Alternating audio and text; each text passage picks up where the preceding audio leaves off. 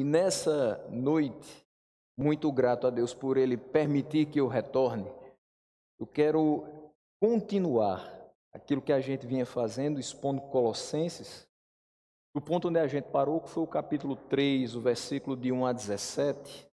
Eu peço que você acompanhe comigo a leitura desses versículos. Não serei extenso, mas quero deixar hoje vocês com algumas instruções que esse texto nos traz para um viver santo. Não é, de forma alguma, uma coincidência. Para Deus não existe isso. Mas se você vem prestando atenção naquilo que vem sendo ministrado aqui na igreja, você vai saber que pelo menos nas últimas 2 ministrações de pastor Rony, na última ministração do diácono Jânio, na última ministração do presbítero Fabrício, esse tema foi sim tratado de alguma maneira, santidade. E esse tema vai ser tratado hoje. E por que tanta palavra acerca de santidade? Tenho por certo que Deus quer que nós resgatemos a santidade. Ela não está 100%, senão Ele não falaria tanto, não nos relembraria tanto dessas verdades irrefutáveis. A verdade de que se Ele é santo, nós precisamos ser santos. Nada menos do que isso.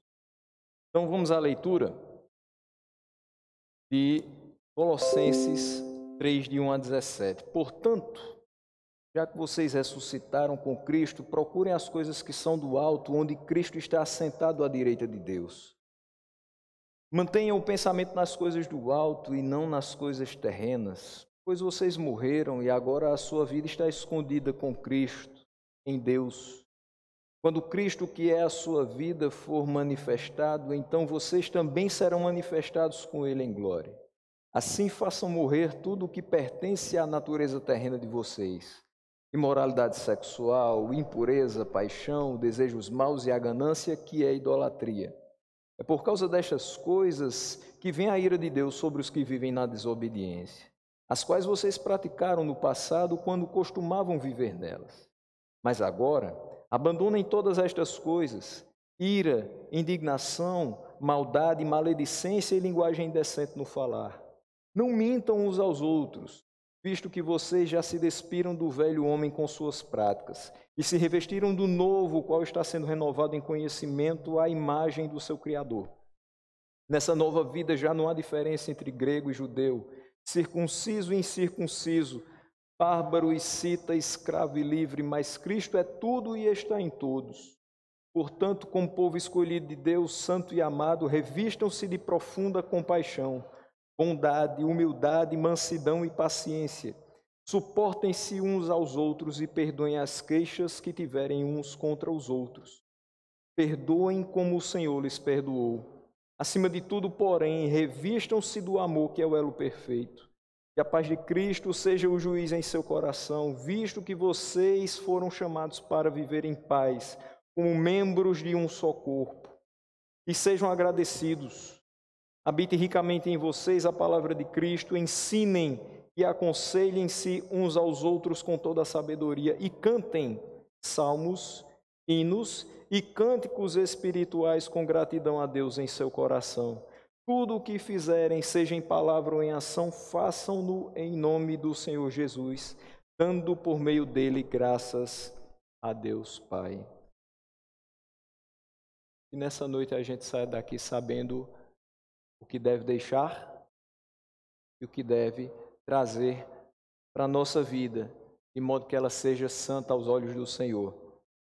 E nada menos do que a glória de Deus seja o alvo da nossa vida nessa terra. Irmãos, para que nós pudéssemos viver, Cristo teve que morrer. A nossa vida começa com a morte do Cordeiro. Unidos ao Cordeiro pela cruz, nós também morremos. Naquela cruz, nós, juntamente com Cristo, morremos, mas morremos para o pecado, morremos para o mundo.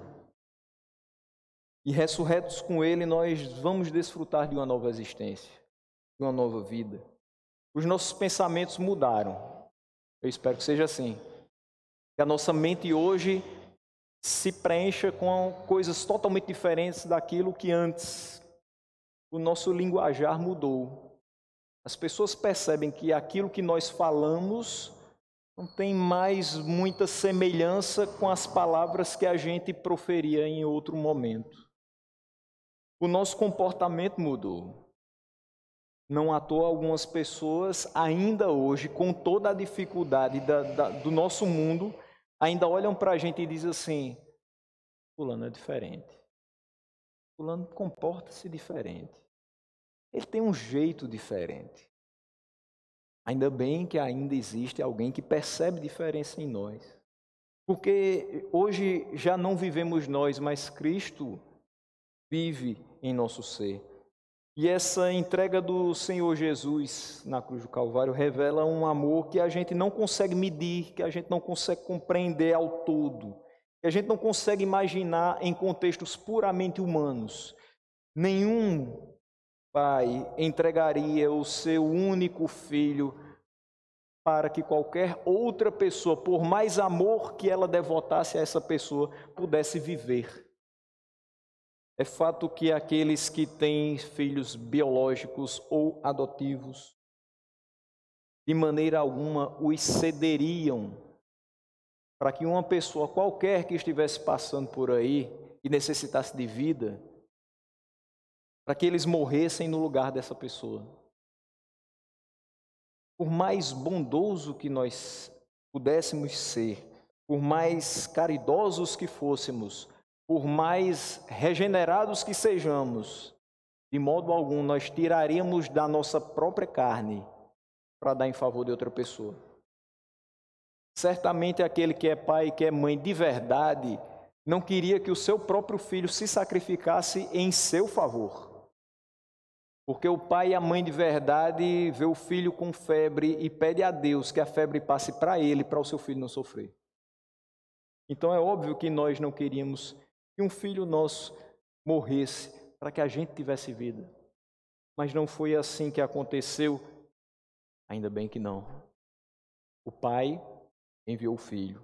E o filho morreu por nós. E unidos com ele através desse amor, nós nos tornamos também filhos do Altíssimo, novas criaturas que servem e buscam agradar unicamente ao seu Senhor e Salvador. Buscam aquilo que é do alto. Então, nós vamos mais uma vez nessa noite refazer o caminho que nos trouxe até aqui, até o dia de hoje. Do nosso estágio primário como pecadores, sem vida, desventurados, passando pelo momento de transição, quando nós somos achados por Deus, e em Cristo nós fomos justificados e regenerados pelo Espírito Santo, e chegando ao momento em que nos encontramos, novas criaturas, finalmente cumprindo a sua vocação nessa terra, que é viver para o louvor da glória de Deus. Então, do versículo 1 até o versículo 9, o que nós temos? Que aqui morre o velho homem e as suas práticas. Nesses 9 versículos, o apóstolo Paulo vai falar a respeito desse velho homem que precisa morrer juntamente com todas as suas práticas. E ele diz: uma vez que nós fomos ligados a Cristo pela cruz, nós morremos e fomos ressuscitados com ele. Ele diz: portanto, já que vocês ressuscitaram com Cristo, procurem as coisas que são do alto, onde Cristo está assentado à direita de Deus. Então aqui nós somos informados onde está o nosso Salvador. Cristo está assentado à direita de Deus, do alto. Pensar nas coisas do alto é pensar nas coisas de Deus. É para lá que deve se encaminhar o nosso pensamento todos os dias. Existe um texto muito peculiar para essa questão, que é Filipenses 4, versículo 8.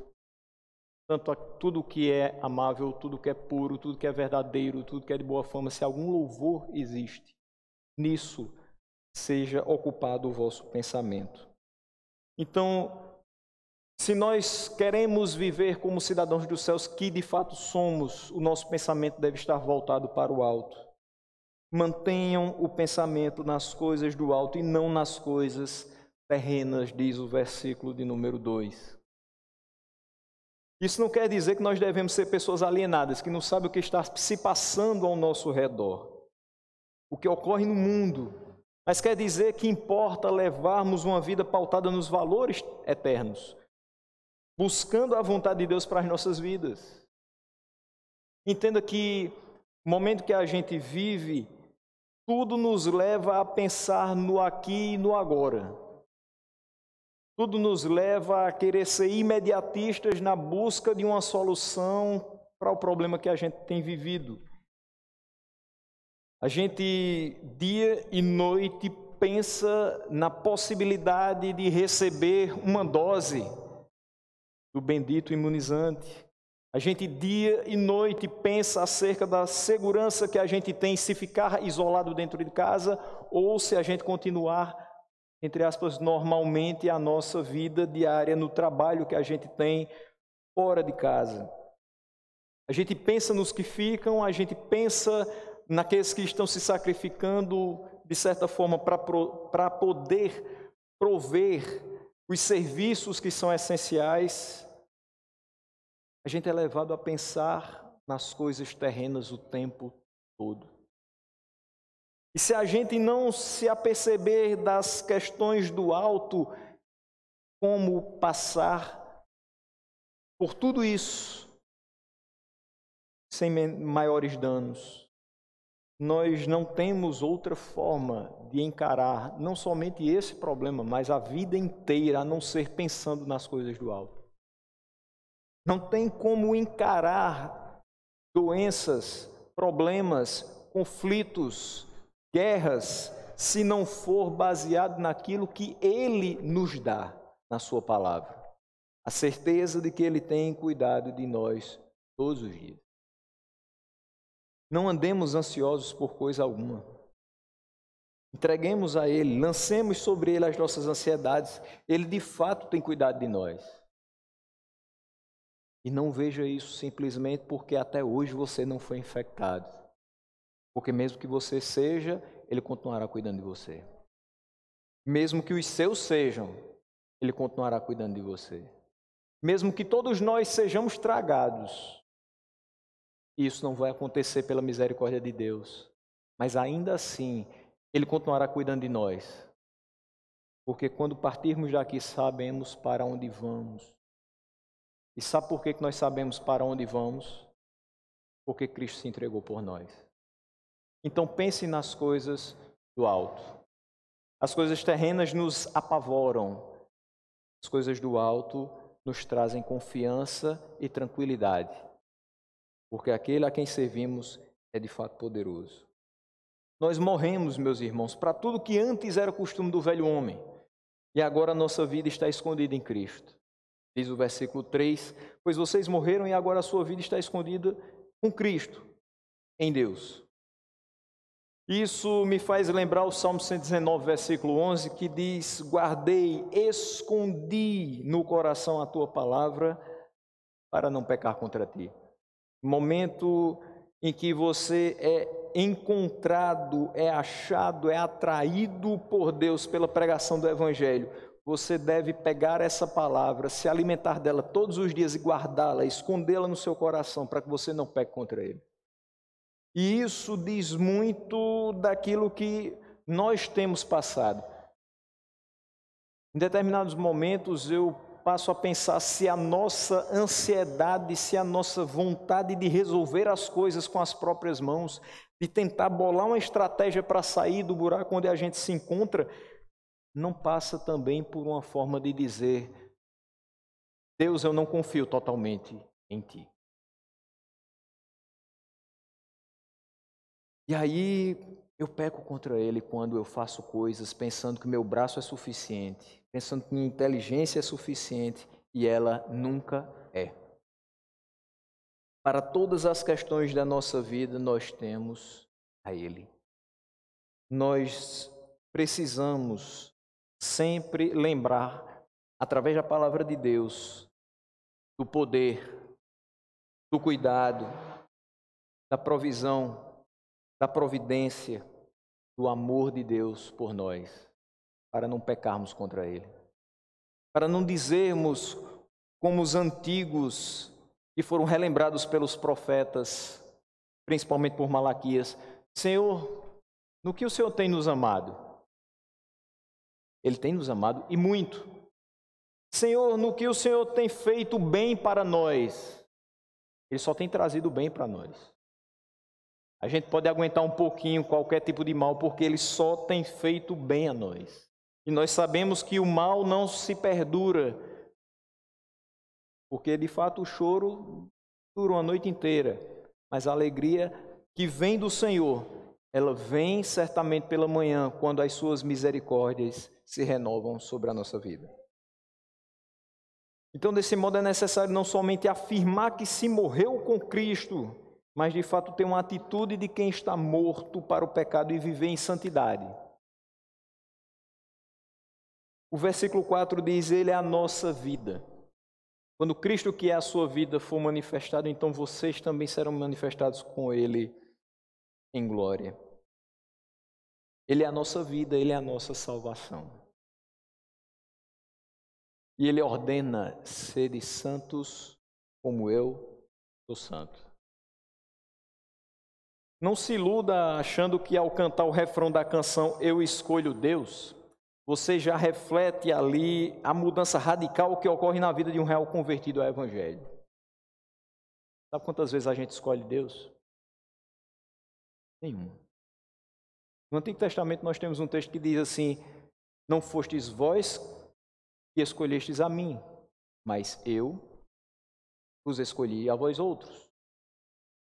E esse mesmo texto vai se repetir em várias passagens do Novo Testamento, mostrando que a nossa carne se inclina para o mal, não para as coisas do alto. Como pensar nas coisas do alto? Se apoiando nessa palavra e pedindo que Ele nos mantenha firmes nessa palavra todos os dias da nossa vida. Porque vai ter um dia que, se a gente abrir mão dessa comunhão com a palavra de Deus, com essa meditação dia e noite, certamente nós não escolheremos Deus. O que eu estou querendo dizer com isso? É que se eu achar que sou o suficiente e que minha força é tamanha que eu possa dizer que eu tenho condições de dizer não totalmente ao pecado, me livrar de todas as tentações e escolher a Deus, eu vou esquecer que algo na minha vida produz isso, chamado graça e misericórdia vindas dele. Sem a graça de Deus e sem a misericórdia de Deus, eu não escolho nada do alto. Eu olho para as coisas terrenas e vou me entreter com as coisas terrenas e vou perder de vista aquilo que realmente é verdadeiro, aquilo que vem do alto. A nossa carne pede o pecado. Não só pede o pecado, mas ela aceita o pecado e se deleita com o pecado. Mas o nosso espírito precisa estar ligado ao Espírito Santo do Senhor, para que, pela força que há nele, nós possamos resistir às tentações, andar em santidade e viver como Deus quer que nós vivamos. É sempre reconhecer: eu sou muito pequeno, eu sou muito frágil, eu sou muito falho, mas na força que está nele, eu posso passar por cima dessas tribulações, resistir a essas tentações, mas somente na força que há nele.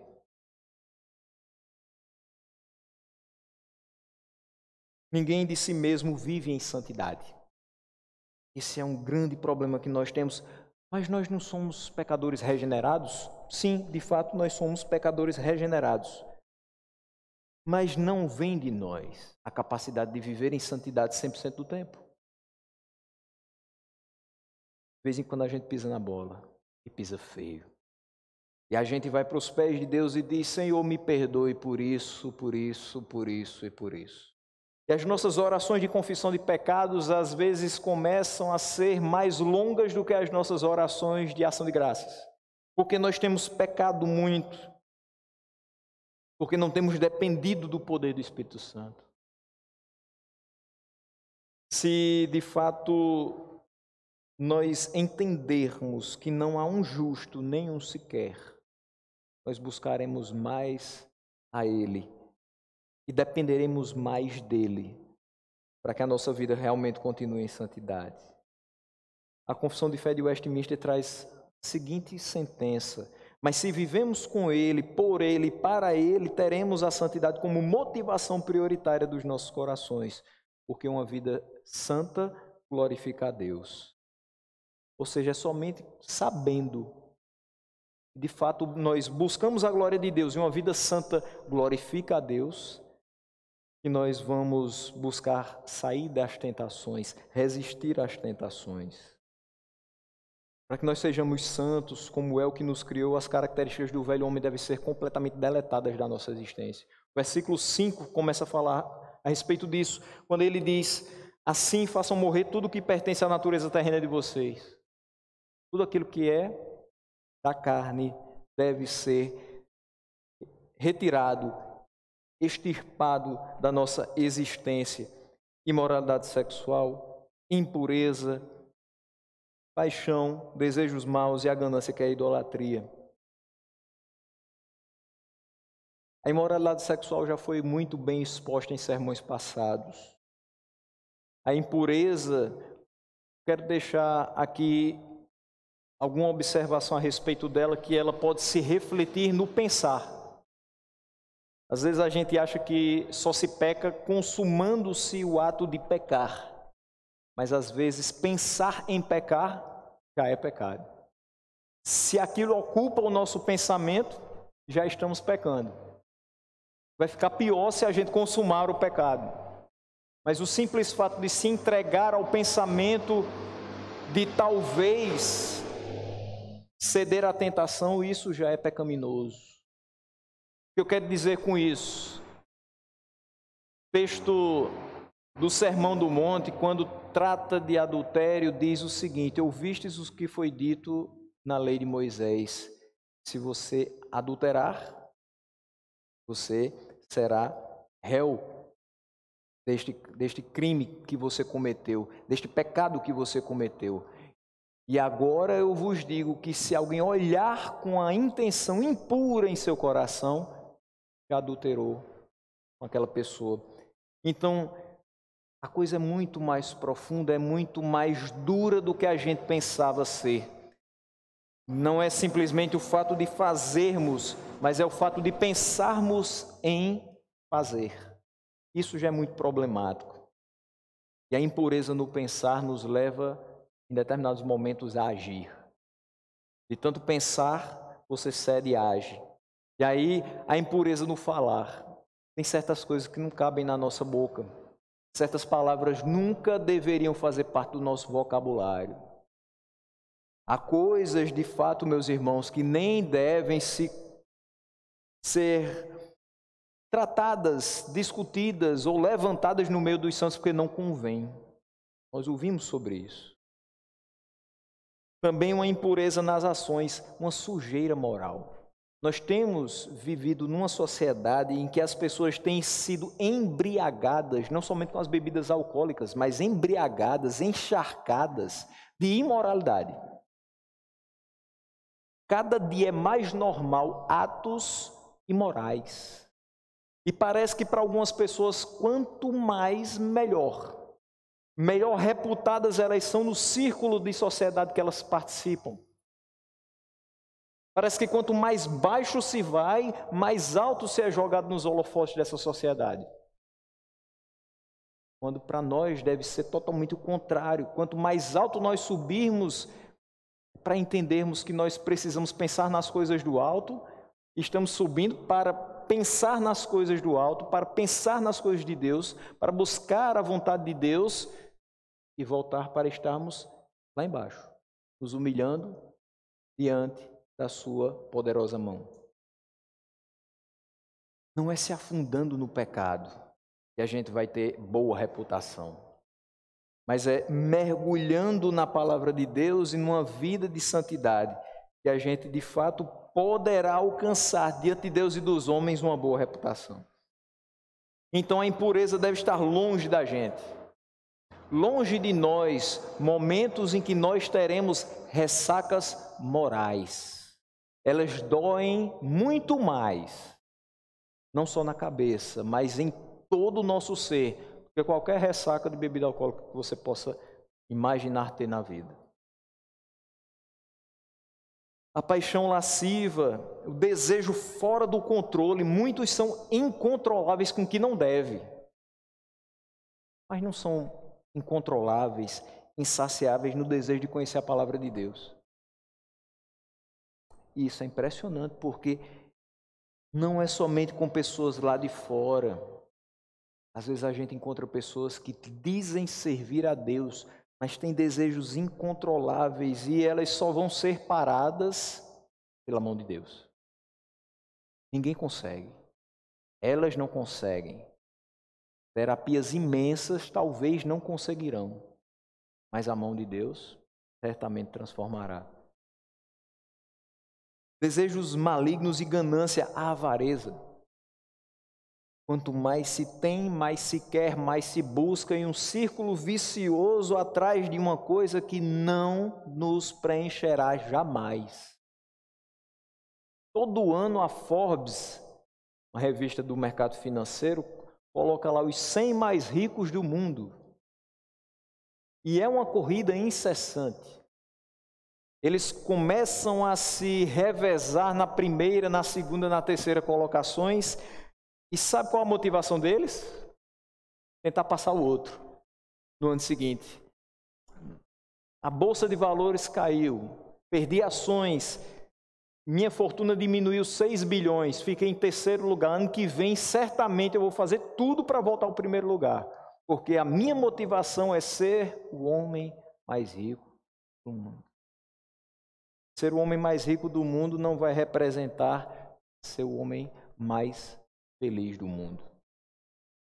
Nós somos chamados o povo mais feliz da terra, porque a gente pode não ter dinheiro, mas a gente tem tudo o que o dinheiro não comprará.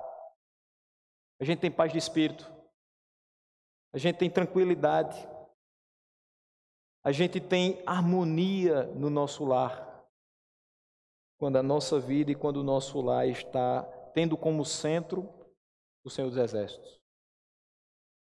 Todas essas coisas são repreensíveis diante de Deus. Versículo 6 diz: é por causa dessas coisas que vem a ira de Deus sobre os que vivem na desobediência. Tudo isso deve estar longe da gente. Diante de Deus, essas coisas são repreensíveis, são abomináveis. E se nós as praticarmos, sobre nós virá a ira do Senhor. E o texto diz que nós praticávamos tais coisas quando éramos revestidos do velho homem, diz o versículo 7. As quais vocês praticavam no passado quando costumavam viver nelas. Entenda como eu falei agora, as pessoas que buscam esse ranking de mais rico do mundo, eles vivem nisso. Eles têm o amor ao dinheiro. Nós sabemos que precisamos de dinheiro. As coisas se constroem, infelizmente ou felizmente, a partir disso. Isso seja numa sociedade capitalista, socialista, anarquista, seja lá o que for, o dinheiro é necessário. Você não compra uma barra de sabão se não tiver dinheiro. Mas você não precisa viver nele. Você não precisa ser o tio Patinhas que mergulha no cofre cheio de moedas de ouro. Você não precisa se revestir de ouro para se sentir bem e mostrar, ostentar aquilo que você demorou tanto tempo para construir. A nossa motivação deve ser mostrar às pessoas aquilo que em algumas horas Cristo conquistou por nós. O sangue de Cristo na cruz do Calvário nos fez novas criaturas e nós devemos mostrar isso para as pessoas. Se é que você tem que ter alguma ostentação, se é que você tem que gloriar em alguma coisa, se glorie na cruz de Cristo. Porque fora isso nós não temos absolutamente nada. Viemos para cá sem nada nas mãos, sairemos dessa terra sem nada nas mãos, a não ser a garantia da nossa vida eterna. Mas agora se faz necessário abandonar as práticas do velho homem. Juntamente com essas que já foram citadas no versículo 5, o versículo 8 traz mais algumas. Mas agora abandonem todas estas coisas: ira, indignação, maldade, maledicência e linguagem indecente no falar. Veja só, juntamente com todas aquelas práticas repreensíveis, tiremos da nossa vida a ira. E é interessante que essa parte do texto de Colossenses tem muito a ver com o texto de Gálatas, porque a ira se opõe ao que nós devemos ter, mansidão. Gálatas 5:23. Meus irmãos, em nome de Jesus, vamos esquecer, vamos tirar do nosso vocabulário essa coisa de que eu sou uma pessoa boa e tranquila até a página 3. Eu sou muito bom, mas se pisar no meu calo, ai, ai. Ai de quem fizer alguma coisa contra mim, porque eu vou, você não vai nada. A mim pertence a vingança, diz o Senhor. Se alguma coisa aconteceu de muito grave na sua vida, entregue nas mãos de Deus. Não faça justiça com as próprias mãos. Deixe a ira ir embora. Tenha mansidão. A indignação se contrapõe ao domínio próprio. A gente precisa se indignar com algumas coisas, sim, mas não é uma indignação que vai nos fazer agir contrariamente a outras pessoas. É uma indignação que nos faz perceber que nós ainda compreendemos o que é absurdo, o que ainda é imoral, o que é totalmente devasso em relação à parte moral mesmo. Quando ele fala aqui, se abstenha da imoralidade sexual, a gente precisa perceber aquilo que de fato é imoral, porque parece que a sociedade que a gente vive perdeu os limites, perdeu o bom senso, perdeu totalmente o que é moral, o que é imoral, o que é verdadeiro, o que é falso, o que é certo, o que é errado. Enquanto nós ainda conseguimos nos indignar com determinadas situações, quer dizer que nós ainda compreendemos o que é certo e o que é errado. Mas nós precisamos ter domínio próprio. É se indignar e fazer alguma coisa para que aquilo se conserte de maneira pacífica. No diálogo, na tranquilidade, na palavra de Deus. Nós temos as armas necessárias para fazer com que a nossa sociedade seja um bocado diferente. Talvez a gente não tenha se utilizado delas, mas nós temos. A maldade se contrapõe à bondade de Gálatas 5:22. Tudo que você vai ver nesse mundo é maldade, e cada dia mais. Não precisa chegar ao extremo de filhos matando pais. Basta você ver pessoas que simplesmente escolhem gastar as suas vidas, tirando a paciência das outras, prejudicando as outras, utilizando as outras de escada para subir profissionalmente. A maldade humana tem muitas facetas e nós não desejaríamos ver nenhuma delas. Por isso que nós devemos demonstrar a bondade que há em nós, que vem de Cristo. A maledicência é a linguagem indecente no falar. Mateus 5, versículo 8, diz que bem-aventurados são os limpos de coração, porque eles verão a Deus. Eu não posso ter no meu coração coisas indecentes. Meu irmão, é muito triste a pessoa falar com você a respeito de coisas de Deus e daqui a pouco se juntar em outra roda de conversa e participar de conversações totalmente indecentes. Não deveria acontecer, mas infelizmente acontece. Às vezes você está junto de uma pessoa do seu local de trabalho e você diz assim, Deus tem me ajudado tanto. E aquela pessoa diz, oh, coisa boa, maravilha, Deus é muito bom. E convencionou-se agora a dizer Deus é bom em todo o tempo, e a outra pessoa responde, em todo o tempo Deus é bom. E aquela conversação parece ser muito agradável, até o momento que chega outro colega com aquela piada que não deveria ser colocada naquele ambiente, e a pessoa, ao invés de se afastar, começa a rir, e daqui a pouco ela saiu totalmente do espírito, se entregou totalmente àquela palavra torpe que foi falada. Nós precisamos continuar limpos de coração, por mais difícil que isso seja, por mais que a gente não se enturme com as pessoas, porque a gente não quer escutar aquilo, porque a gente não quer participar daquilo, que seja, que a gente fique isolado. A gente está em tempo de isolamento mesmo, né? A gente se isola. contanto que Deus esteja ao nosso lado e que não entristeçamos o seu espírito.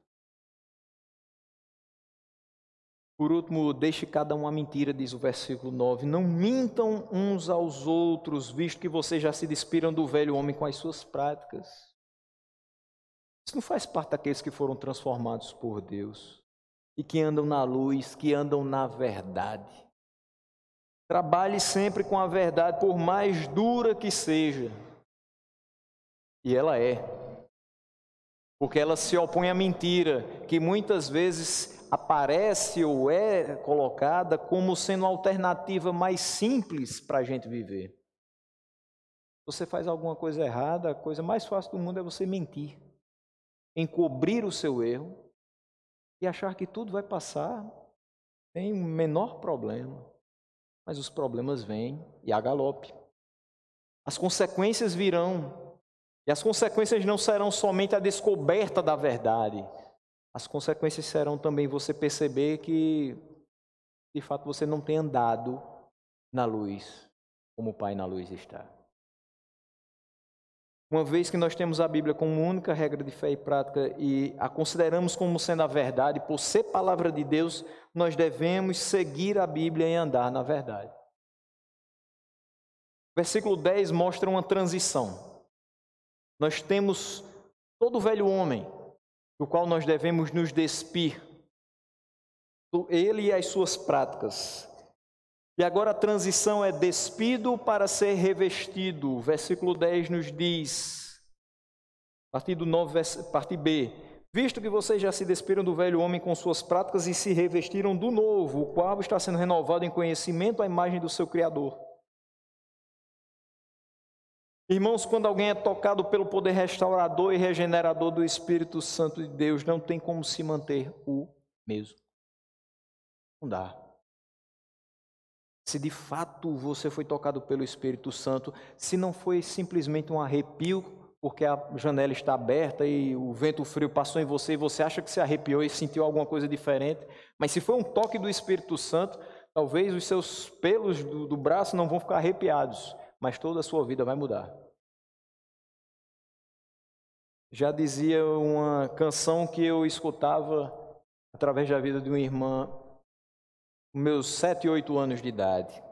Quando o Espírito de Deus se apoderar da sua vida e você se desprender de tudo e se encher de Deus, vai haver uma mudança radical no seu viver. Quando ela cantava isso, eu pensava, o Espírito se apodera da minha vida e eu me desprendo de tudo. É o que esse texto diz. Eu fui tocado pelo Espírito Santo de Deus, eu já me despi do velho homem para que agora eu possa ser revestido pelo novo homem. O que roubava, deixa o roubo. Isso que acontece. O que mentia, deixa a mentira. O que adulterava, abandona essa vida de prostituição. Meus irmãos, não existe crente não praticante. Isso é invenção do IBGE. Não existe. Nem meio crente. A palavra diz em Tiago 1:22, devemos ser não só ouvintes, mas praticantes. Não existe meio crente porque, afinal de contas, nós não temos um Deus meio poderoso ou meio competente. Quando Ele promete, Ele cumpre. Quando Ele fala, Ele faz. A obra é completa, não só no interior, mas no exterior também. Ele se reflete no todo. O novo homem é fruto da obra perfeita de Cristo em nós. E ele se consolida pela renovação da nossa mente. É a partir daqui que todo o restante flui. E Romanos 12, versículo 2 diz, quando nós renovamos a nossa mente, porque nós não nos conformamos com esse século. A nossa mente continua na mesma direção. Quem quiser dizer que nós parecemos que temos uma viseira, está ótimo. Precisamos usar sim essa viseira, contanto que essa viseira seja a palavra de Deus, nos guiando sempre para o alvo. Esse novo homem também se consolida pelo conhecimento da verdade bíblica e pela realização da vontade do Pai. É assim que a gente conhece quem nasceu de novo. É uma pessoa que tem uma mente renovada, que conhece a palavra e que faz a vontade de Deus. E aí, do versículo 11 ao versículo 17, a gente fecha com um novo homem, uma nova vida. Versículo 11 diz: nessa nova vida já não há diferença entre grego e judeu, circunciso e incircunciso, bárbaro e cita, escravo e livre, mas Cristo é tudo e está em todos. O que eu entendo com isso no versículo 11? O amor de Deus nos faz somente um. Nessa nova vida, diferenças de nacionalidade, cultura, nível social não têm a menor importância. Às vezes a gente fica um pouco assim temeroso quando entra uma pessoa importante na igreja, que a gente já conhece de fora, e aí essa pessoa tem um determinado título e a gente fica até meio assim. E aí quando a pessoa chega na igreja a gente diz: Paz do Senhor, doutor fulano.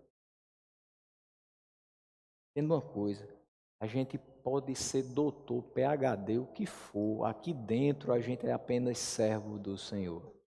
Os títulos caem, as contas bancárias inexistem, as deficiências que nós temos no viver dia após dia, aqui elas passam a não ter mais importância.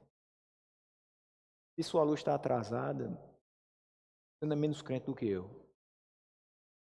Se você não conseguiu honrar com compromisso durante essa semana, Deus vai ter misericórdia e você vai honrar logo cedo. Mas você não deixou de ser uma pessoa temente a Deus por conta disso. Tempos são difíceis. Se você é venezuelano e veio para Campina Grande e está pedindo algumas moedas para comprar comida no sinal, você está sendo alvo da proteção de Deus todos os dias, assim como eu estou sendo. O que eu quero dizer é que Cristo é tudo e Ele está em todos. Todos aqueles que invocam o nome do Senhor de fato serão salvos, e todos aqueles que serão salvos partem do mesmo princípio: eu não tinha nada, eu não era nada e Ele me deu tudo. Então não importa se lá fora a gente é doutor, especialista, mestre, se a gente fez isso e aquilo. Não, as nossas experiências de vida vão servir para outras questões, mas para a salvação eu não trouxe nada, eu não fiz nada, até porque eu não podia fazer absolutamente nada.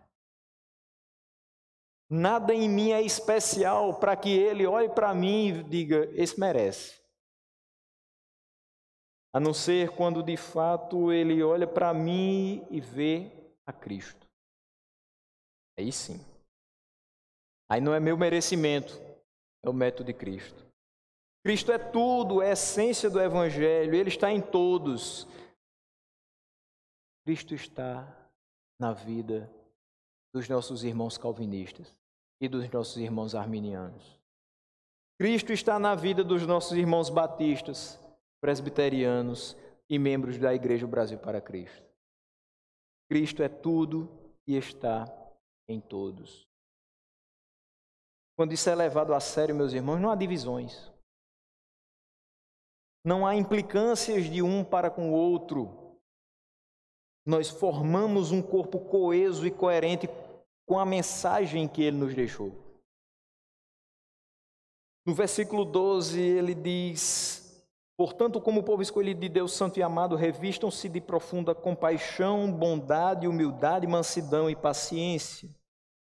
Esse é o revestimento do novo homem. O revestimento do novo homem inclui compaixão. Da mesma forma que eu disse, nós não podemos perder, mas não de forma pecaminosa, mas nós não podemos perder a nossa indignação com determinadas coisas, nós não podemos perder a compaixão para com os outros. Infelizmente, algumas coisas estão se tornando tão corriqueiras que parece que a nossa mente já está tão cauterizada e o coração ainda mais do que a mente, que a gente não tem mais compaixão pelas pessoas. A gente passa por uma pessoa que está deitada na rua e parece que aquilo não mexe em nada com a gente. A gente vê uma pessoa trôpega no meio da rua e daqui a pouco o carro quase pega aquela pessoa e a gente, às vezes, até solta uma brincadeira. Lá vai o bêbado. Meu Deus do céu. É um sem futuro. De fato, ele está sem futuro. Ele está, mas ele não é. O que eu quero dizer é que até o momento em que Cristo nos encontra, nós estávamos sem futuro. A partir do momento que nós somos chamados pela palavra, somos atraídos pela pregação do Evangelho, agora nós temos um futuro. Temos vida e temos um futuro. E como é bom deixar de ser sem futuro para ser filho de Deus. Nós precisamos entender também que o revestimento do novo homem inclui bondade, humildade. E aqui sobre a humildade, ela é indispensável, mas ela é pouco praticada. Eu quero falar a respeito da humildade. Meus irmãos, humildade pouco ou nada tem a ver com a condição social que alguém tem. Às vezes a gente diz assim, determinada classe de pessoas geralmente é formada por componentes de famílias humildes. A gente confunde um pouco aí o conceito. Porque eu já vi muito pobre soberbo, prepotente, arrogante, como a gente diz que tem um rei na barriga.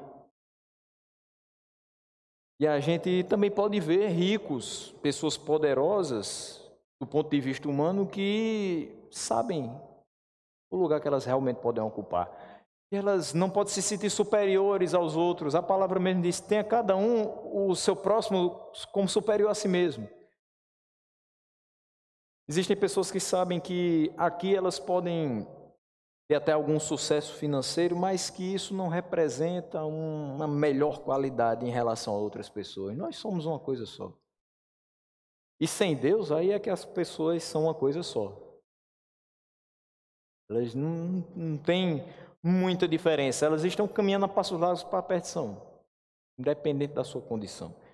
Mas a humildade precisa ser praticada. Em que sentido? Em todos. Eu preciso ser humilde porque eu tenho muito a aprender com outras pessoas. Eu não sei de tudo. Eu preciso ser humilde sabendo que outras pessoas contribuirão para o meu crescimento espiritual. Ou seja, por mais que eu tenha estudado a palavra de Deus, sempre vai ter um irmãozinho extremamente simples que vai dizer uma coisa que talvez eu esteja sendo negligente. Alguma verdade muito importante que talvez por mais estudo que eu tenha, eu precisasse ser lembrado por ele. Eu preciso ser humilde para reconhecer os meus erros, as minhas falhas. Eu preciso ser humilde para entender e para reconhecer que se não fosse por Cristo, eu não estaria aqui. Eu preciso ter mansidão e paciência. Esse tempo que a gente vive, paciência está escasso demais. A gente não consegue ter paciência, a gente pede alguma coisa para alguém, se ela demora 2 minutos, a gente fica agoniado, pega a coisa da mão dela e faz sozinho. E ainda diz, também você não tem agilidade, você não faz, você não sabe fazer nada, eu tenho que fazer tudo só. Quantas pessoas não escutam isso todos os dias?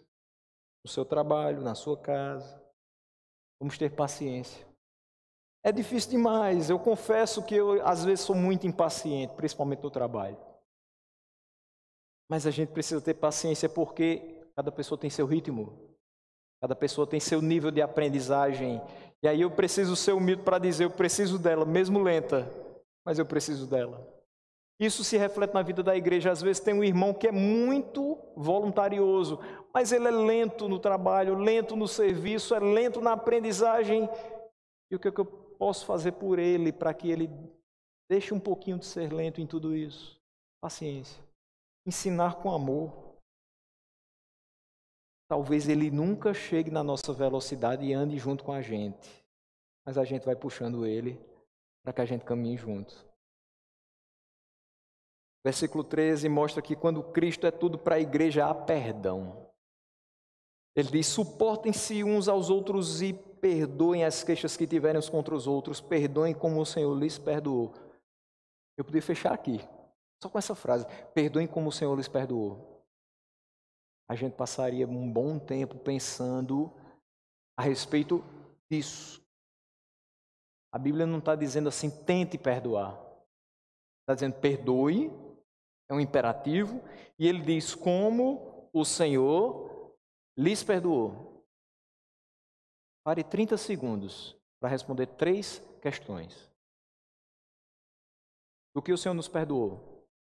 Pecados. Quantos eram? Inúmeros. Quantos sobraram depois do perdão de Deus? Nenhum. Então perdoe dessa maneira. Existem pessoas que têm inúmeros pecados contra você. E você tem que perdoar todos eles. Senhor, quantas vezes eu tenho que perdoar? Até 7 vezes? Eis que eu lhe digo que você deverá perdoar 70 vezes 7. Por favor, não chegue em casa e pegue uma folha de papel e comece a desenhar tirinhas para saber até quando vai completar 490 vezes. Porque não é isso que a palavra diz. Ela está apenas apontando para a infinitude, a grandeza do perdão de Deus, que deve ser demonstrado nas nossas vidas quando perdoarmos aqueles que nos têm ofendido. Ou não oramos o tempo todo, perdoa-nos as nossas ofensas, assim como nós perdoamos a quem nos tem ofendido? Nós pedimos por perdão, mas é da mesma forma que temos perdoado. Nós precisamos dar exemplo. Precisamos fazer para que seja feito conosco. Mas eu quero chamar a atenção simplesmente para 2 coisas. Rancor não é coisa de crente. Mágoa também não. São 2 malas extremamente pesadas que a gente coloca no coração e impedem a gente de caminhar. Esqueça.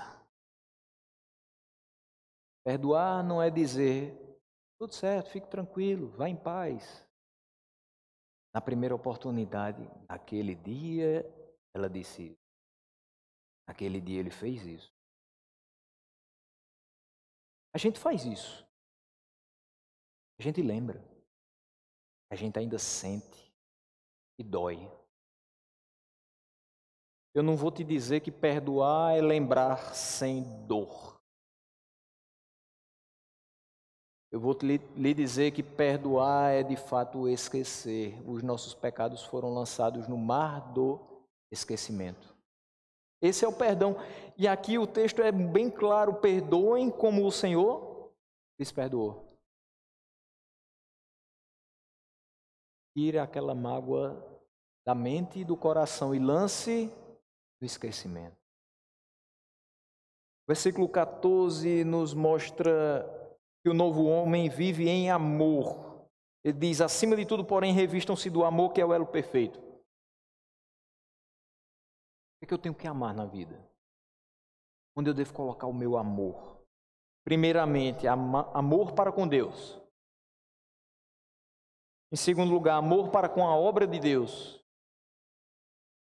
Terceiro, amor para com os irmãos que Ele me deu.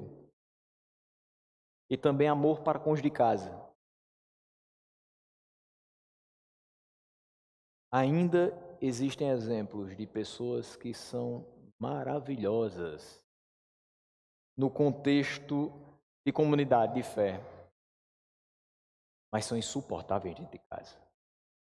Nós não podemos ser assim. Nós não podemos querer que os nossos filhos digam assim, mamãe, eu quero que papai vá sempre para a igreja, porque lá ele é tão bonzinho, lá ele é tão compreensivo, lá ele faz até carinho na minha cabeça. Demonstre amor dentro de casa, para com os seus. Se você não fizer isso, fora não tem valia. Nós precisamos ser as mesmas pessoas em todos os ambientes que estivermos. Não 2 caras, não 2 pesos, e muito menos 2 medidas. A mesma pessoa o tempo todo, porque servimos a um Deus que é o mesmo ontem, hoje e o será eternamente. Nele não há sombra de variação. Versículo 15, a paz de Cristo reina no coração do novo homem. Que a paz de Cristo seja o juiz em seu coração, visto que vocês foram chamados para viver em paz como membros de um só corpo. Nós fomos chamados por Cristo a fim de vivermos em paz, harmoniosamente, sem divisões ou contendas, respeitando uns aos outros, tendo sempre uma atitude apaziguadora na nossa comunidade. Não sejamos, meus irmãos, se queremos ser santos, e esse texto é instruções para um viver santo, não sejamos aqueles que escutam determinadas coisas e dizem assim: você sabia o que o irmão fulano falou a seu respeito? Fosse comigo. Não sejamos esse tipo de pessoa. Determinadas coisas a gente escuta, deixa para. Evita-se contendas, evita-se desgastes, evita-se brigas, porque nós fomos chamados a viver em paz, sem divisões. É um corpo, sem contendas. O Sermão do Monte nos orienta a ser pacíficos, e o próprio Cristo nos deixou a sua paz, que gera alívio e descanso para as nossas almas. Mas o versículo 15 fecha com: e sejam agradecidos. Ou seja, o novo homem tem gratidão pela salvação.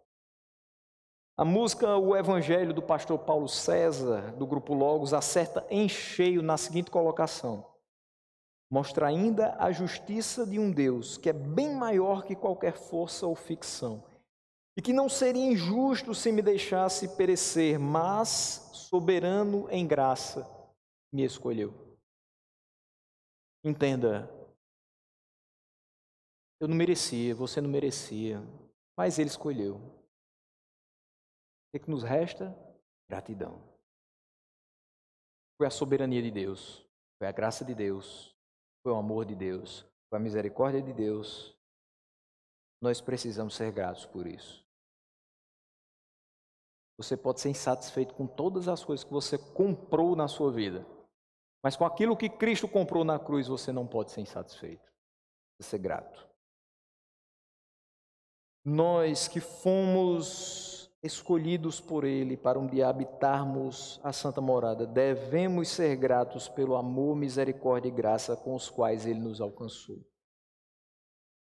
Versículo 16 mostra que o novo homem tem algumas coisas no seu coração e na sua caminhada, como a palavra de Deus, o ensino, o aconselhamento e os cânticos. Desabite ricamente em vocês a palavra de Cristo, ensinem, aconselhem-se uns aos outros com toda a sabedoria e cantem salmos, hinos e cânticos espirituais com gratidão a Deus em seu coração. O crente deve se deleitar na palavra. Não é uma obrigação, prazer. Não estipule metas na leitura da Bíblia se você não vai fazer isso com prazer. De nada adiantará lermos a Bíblia 3 vezes num ano só, se isso não tiver produzido algo na nossa vida. Se você ler só uma vez, mas gravar no seu coração, pode ter certeza que vai ser muito mais produtivo. Não estamos numa competição de quantidade, mas precisamos que essa palavra habite ricamente, abundantemente o nosso coração. Nós precisamos ter prazer na leitura da palavra de Deus. Saí de casa, não li nada da palavra. Vou me obrigar todo dia agora, às 6 horas da manhã, a abrir a palavra de Deus. Começou errado. Eu vou fazer com que isso entre na minha rotina diária. Naturalmente. Tão natural quanto o meu café da manhã deve ser a minha meditação da palavra. Tão corriqueiro quanto o meu trabalho deve ser o meu meditar na palavra de Deus. E tão prazeroso quanto o meu encontro com minha família depois que eu chego do trabalho deve ser o momento que eu estou parado lendo a palavra de Deus. Ler com prazer e meditar nela de dia e de noite. Ensinar pacientemente e humildemente os que estão começando a sua jornada com o Senhor. para que eles acertem e não se desviem nem para a direita nem para a esquerda. Aconselhar na Bíblia de forma sábia e sóbria, sem afetação, os irmãos que necessitarem de ajuda. E lembre-se de uma coisa, quando a gente fala conselho, precisa-se de sabedoria para se aconselhar. E se a gente precisa de sabedoria, lembre do texto de Tiago. Quem necessita de sabedoria, peça a Deus. E Ele dará liberalmente, sem lhe passar em rosto. Se algum irmão acertou na vida, através de um conselho que você deu, entenda, aquele conselho sabe o que você deu, veio da sabedoria de Deus. Não lance em rosto a ele, não diga assim, tá vendo? Você acertou porque eu falei. Você acertou porque Deus me orientou a te falar. Olha a diferença. Nós devemos cantar hinos de exaltação a Deus e somente a Ele. Afinal de contas, outra canção do Paulo César diz: eu não sou maior que o meu Senhor, apenas servo. Apenas servo, nada mais. Músicas de exaltação a mim, por quê? Eu não sou nada. Ainda mais comparado ao meu Senhor, eu sou apenas um servo. E a glória devida só deve ser dada àquele que é dono de todas as coisas. O versículo 17 fecha dizendo que em tudo o novo homem glorifica a Deus. Ele diz, tudo o que fizerem, seja em palavra ou em ação, façam-no em nome do Senhor, dando por meio dele graças a Deus Pai. Em resumo, coloque em prática outros dois textos da Bíblia Sagrada. O primeiro deles, Romanos 11:36. Porque dele, por meio dele e para ele são todas as coisas. Considere sempre ele como a fonte, como o caminho, a condução e como o fim de todas as coisas. Mas também 1 Coríntios 10:31. Portanto, quer comais, quer bebais, ou façais qualquer outra coisa, façam tudo para a glória de Deus. Vivendo por Ele e para Ele, fazendo tudo do seu agrado e buscando a sua vontade, nós vamos glorificar tanto o nome do Senhor. Deus nos abençoe.